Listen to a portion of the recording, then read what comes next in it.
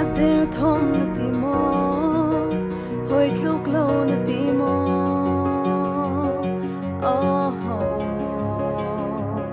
chin mi phun kan der thom na ti mo hoi tluk lo na ti mo rua tan chin mi no vil de kan chin ram ta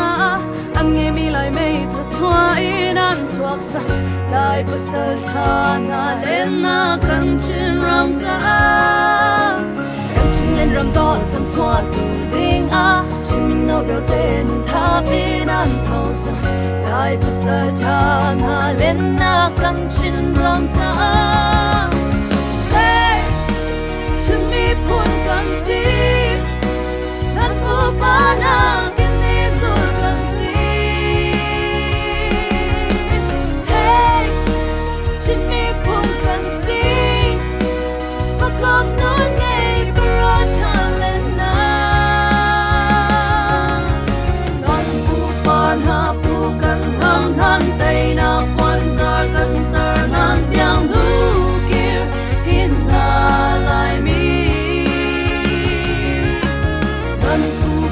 na pu kan ham lang tei na kwan zar kan tar na diang nu kir hin na lai mi chin mi ra kap si chin mi ra kap si chin mi ra kap si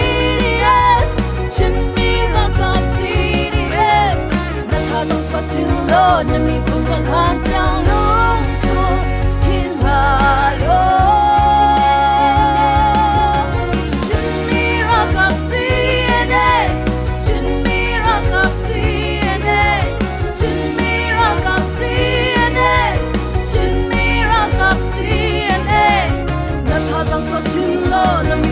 than tiếng nông thôn hin hà lơ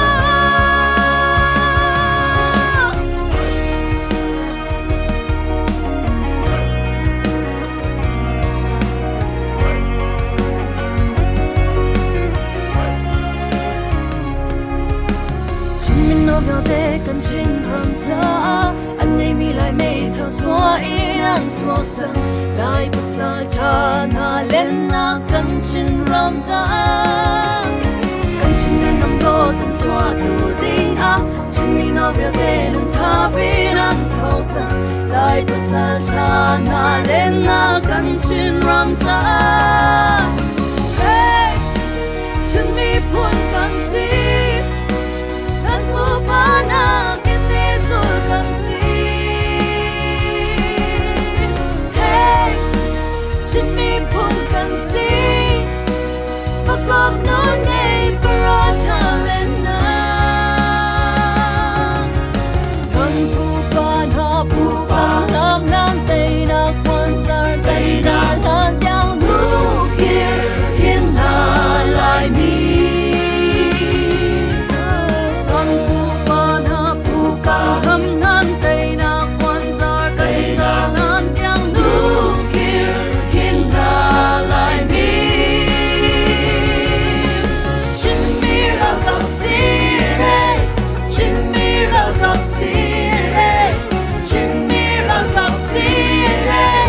Chin mi ra kap si na tha dong chwa chin lo na mi